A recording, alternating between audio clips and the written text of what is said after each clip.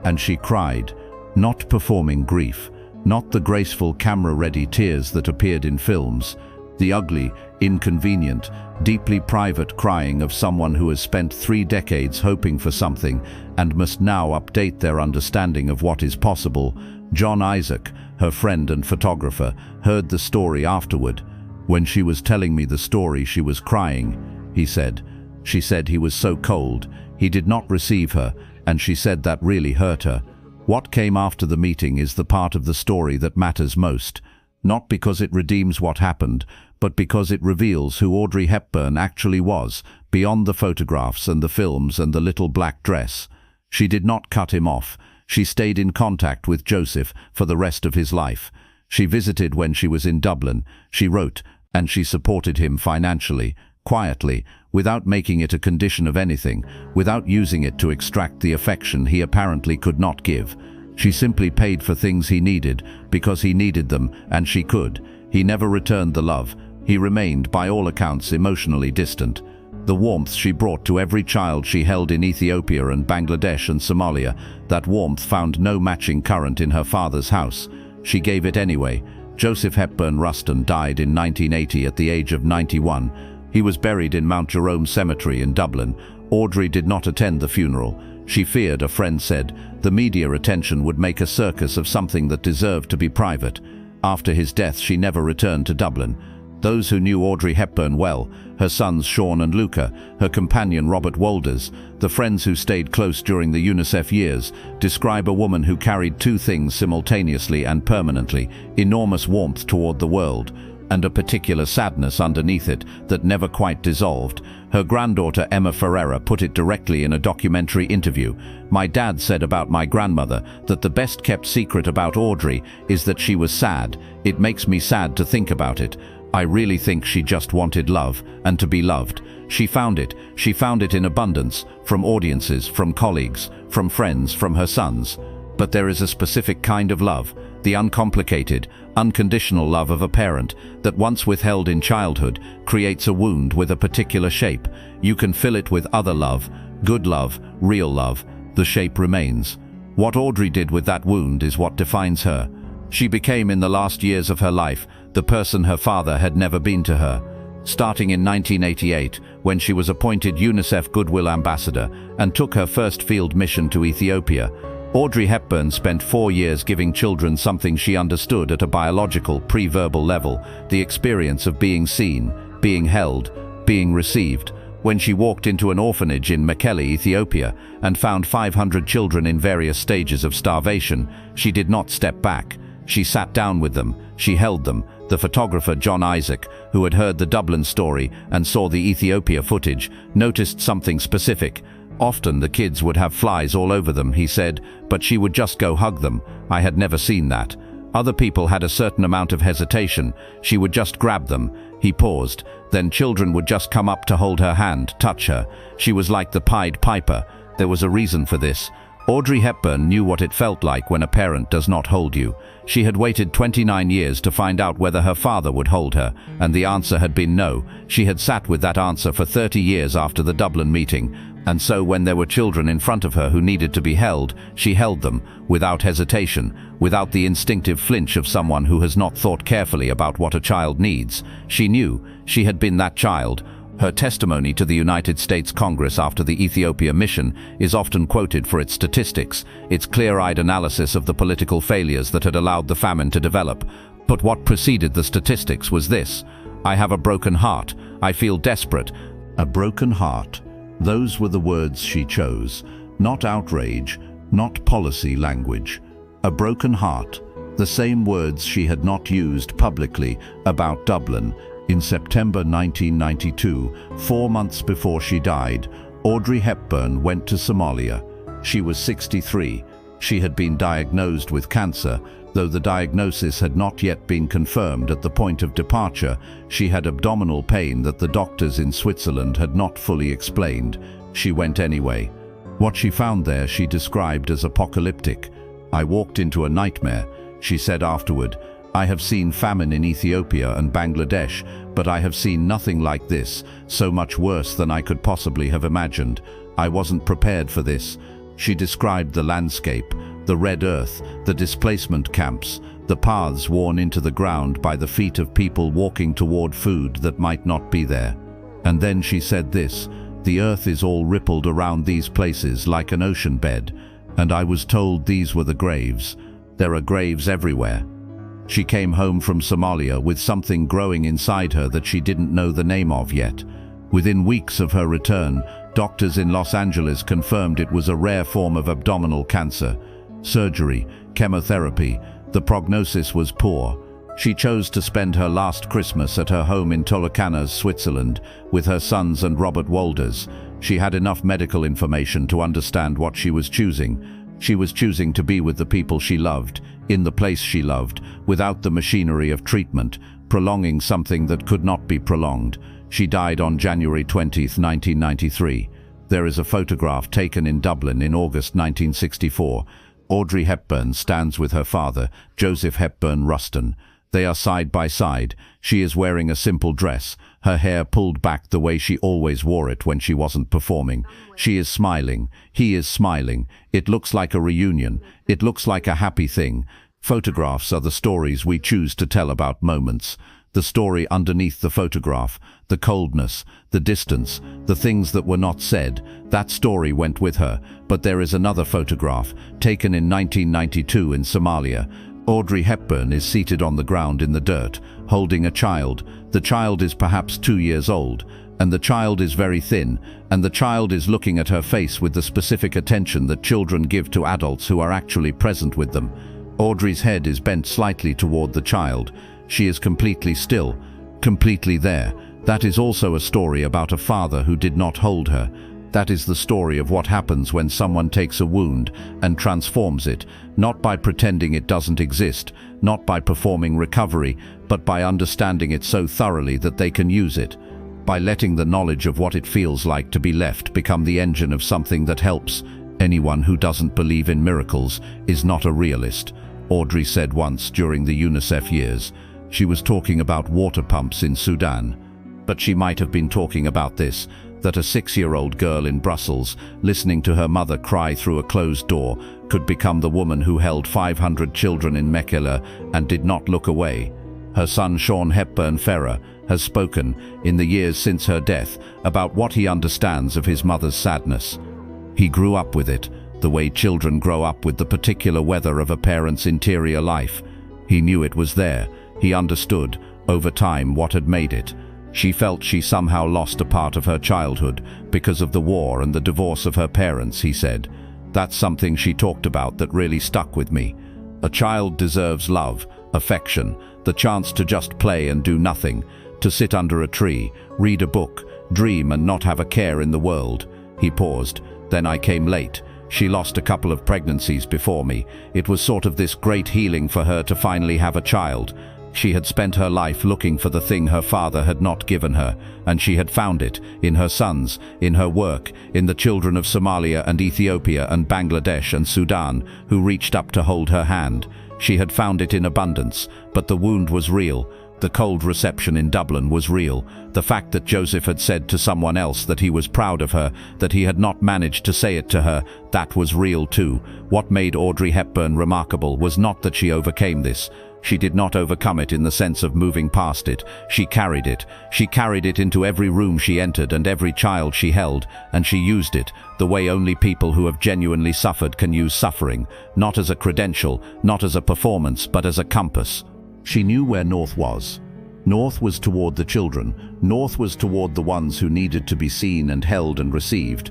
North was the opposite direction from a man who opened a door in Dublin and let his daughter stand on the other side of it. There is one more thing, a small thing or a large thing depending on how you look at it. In the documentary footage from the UNICEF missions, there is a pattern that appears again and again. Audrey Hepburn arrives somewhere difficult, an overcrowded camp, a hospital ward, a village with no clean water, and the children come to her immediately. Not because she is famous, not because the people there know who Audrey Hepburn is. They don't. They know the name UNICEF. They know the trucks that bring food and the nurses that bring vaccines. But the children come to her, they hold her hand, they let her hold them, they look at her face with the attention that children reserve for adults who mean it. The UNICEF photographer John Isaac, who worked with many famous people in his career, described it this way: he had never seen anything quite like it. The absence of hesitation, the completeness of the attention she brought. There is a reason children knew. Children always know when the adult in front of them has arrived fully, without reservation, without the subtle withdrawal of someone who finds suffering inconvenient. They know when someone is genuinely present.